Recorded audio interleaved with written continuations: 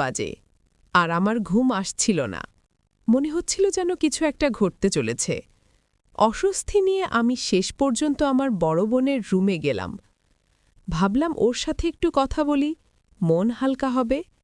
রুমে ঢুকে দেখি একটা হালকা আলো জ্বলছে, কিন্তু অবাক হয়ে লক্ষ্য করলাম আমার বড় বোন সেখানে নেই। এত রাতে সে কোথায় গেল? ভাবতে ভাবতে আমি চিন্তায় পড়ে গেলাম। আমি বাইরে বাথরুমের দিকে গেলাম, কারণ সেখান থেকে কিছু আওয়াজ আসছিল। কাছে যেতেই শুনলাম আমার বোন কারো সাথে মৃদু স্বরে কথা বলছে। ওকে বলতে শুনলাম যেন দ্রুত কাজ শেষ করে, নয়তো কেউ টের পেতে পারে। অন্যদিকে আরেকটি কণ্ঠ শুনলাম যে বলছে, চিন্তা করো না, এখন কেউ আসবে না। আমার ভেতরটা তখন অনেক প্রশ্নে ভরে গেল। বুঝতে পারছিলাম না আসলে কি হচ্ছে। আমি ধীরে ধীরে বাথরুমের কাছে গেলাম। ভেতরে উকি দিয়ে দেখি আমার বড় বোন কারো সাথে কথা বলছে, যেন তারা কিছু ব্যক্তিগত সমস্যা নিয়ে আলোচনা করছে। তারা একে অপরকে সান্ত্বনা দিচ্ছিল, যেন কোনো দুশ্চিন্তার কারণ নেই। আমি তাদেরকে দেখে অবাক হয়ে গেলাম। এই পুরো ঘটনা দেখে আমার মনের নানা প্রশ্ন উকি দিতে লাগল। আমি রেগে গেলাম, কিন্তু বুঝতে পারছিলাম না এই পরিস্থিতিতে কি করা উচিত। মনের ভেতর ভীষণ অস্থিরতা নিয়ে সেখান থেকে চলে এলাম। একসময় আমার মাথায় একটি চিন্তা এলো। আমি বাথরুমের দরজার সামনে গিয়ে শান্ত স্বরে বললাম, আপু, আমি জানি তুমি ভেতরে আছো এবং কারোর সাথে আছো। আমি বুঝতে পারছি তোমরা কি করছো। দয়া করে দরজাটা ধীরে খুলে দাও, যেন বাড়ির অন্য কেউ টের না পায়। ভেতর থেকে আমার বোনের কণ্ঠ ভেসে এলো, ভাই, তুমি ভুল করছ। আমি তো শুধু একটা বাথরুমেই এসেছি, অন্য কিছু না। আমি শান্তভাবে বললাম, আপু, আমি যা দেখেছি তা জানি, আর আমি মিথ্যা বলছি না। দরজাটা খুলতে বলছি, নয়তো মা বাবাকে ডাকব। ভেতর থেকে আপু হঠাৎ করে কণ্ঠ নরম করে বলল, ভাই, দয়া করে কাউকে ডেকো না। আমি দরজা খুলছি। কিছুক্ষণ পরে আপু ধীরে ধীরে দরজা খুলল। সেই মুহূর্তে আমি বুঝতে পারলাম ওখানে আরও কেউ ছিল।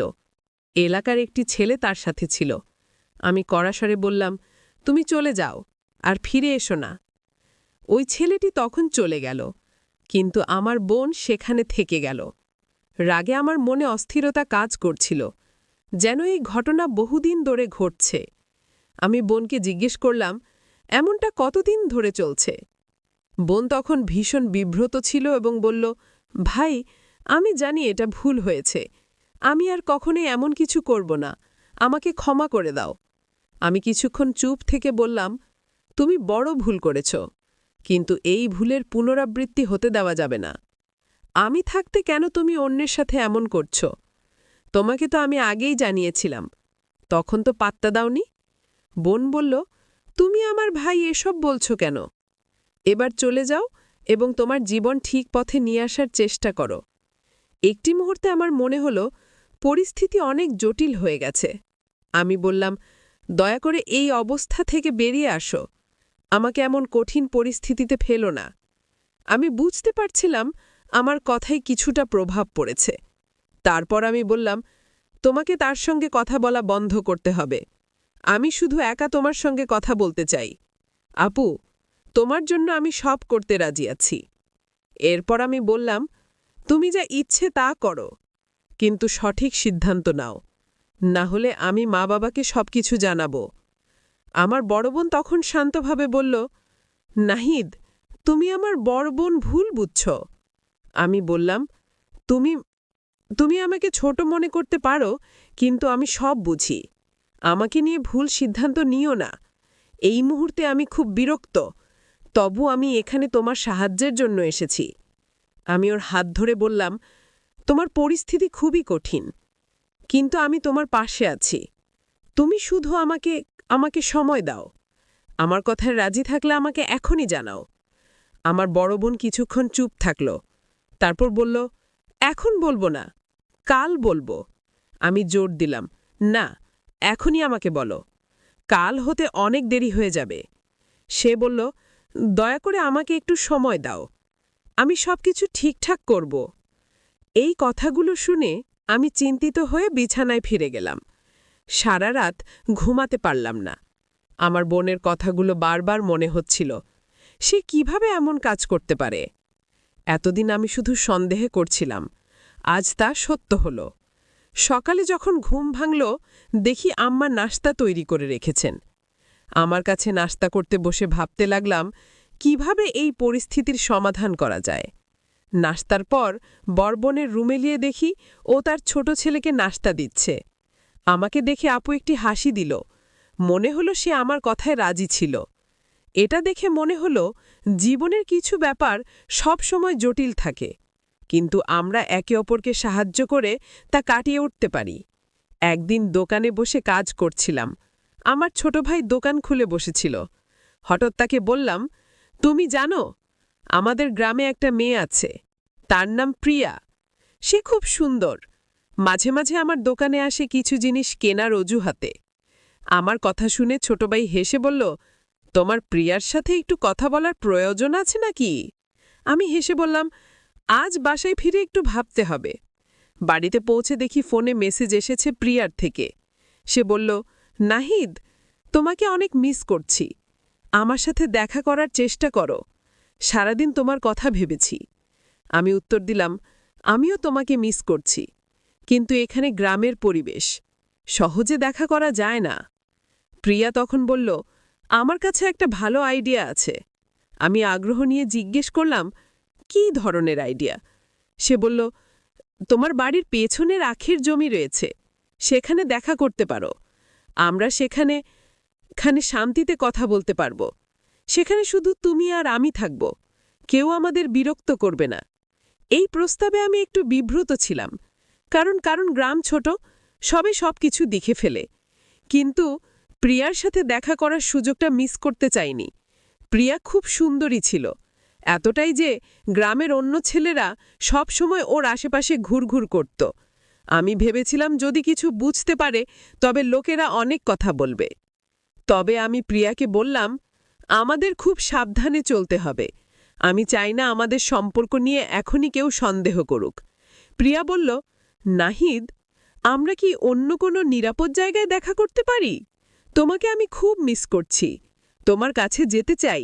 তোমার সাথে কিছু গুরুত্বপূর্ণ কথা আছে। ও হ্যাঁ, পরিবারের লোকেরা আমার জন্য বিয়ের প্রস্তাব ঘুরছে। তারা চায় আমি শীঘ্রই বিয়ে করি, আর আমি তোমার কথাই ভাবছি। আমি জানতাম প্রিয়া আমাকে ভালোবাসত, আমিও তাকে ভালোবাসতাম, কিন্তু জীবনে তখনও অনেক কিছু করার ইচ্ছে ছিল, তাই বিয়ের মতো বড় সিদ্ধান্ত নিতে চাইছিলাম না। আমি বললাম, প্রিয়া, আমাদের জীবনে এখনও অনেক চ্যালেঞ্জ আছে। আমার দোকান ছোট, আলো তেমন ভালো না। সংসার চালানোর জন্য নিজেকে আগে শক্তভাবে গড়ে বলা দরকার। তারপর আমি অবশ্যই তোমার বাসায় বিয়ের প্রস্তাব পাঠাবো। প্রিয়া একটু চুপ করে থেকে বলল, তুমি যখন চাও তখনই করো, কিন্তু জেনে রেখো আমি তোমাকে ছাড়া থাকতে পারবো না। আল্লাহর কসম, তুমি যেভাবেই রাখো আমি রাজি আছি। তার কণ্ঠে ভরসার ভালোবাসা ছিল, আর আমিও তাকে সত্যিই ভালোবাসতাম।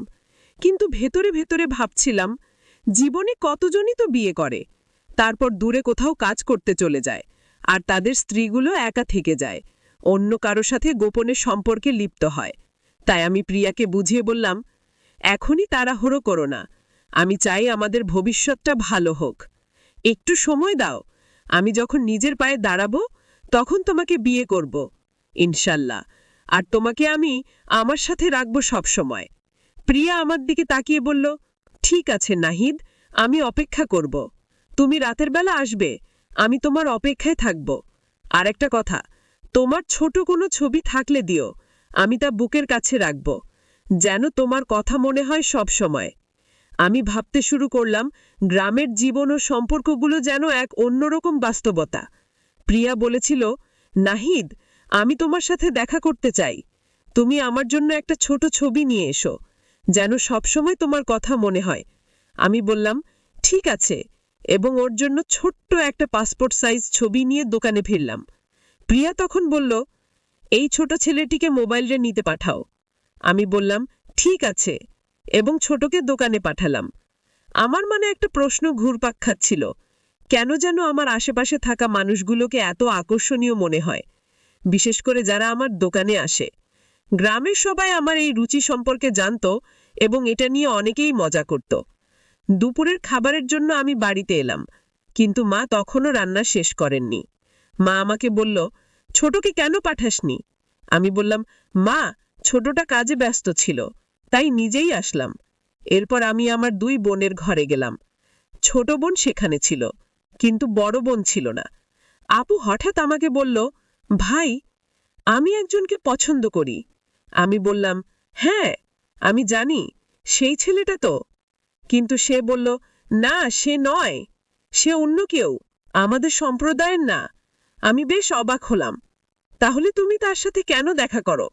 প্রিয়া কিছুটা অস্বস্তিতে বলল, ভাই, সে আমার কিছু চাহিদা পূরণ করে, আর আমি তাকে অস্বীকার করতে পারিনি। কিন্তু সত্যি বলতে আমি তাকে বিয়ে করতে চাই না।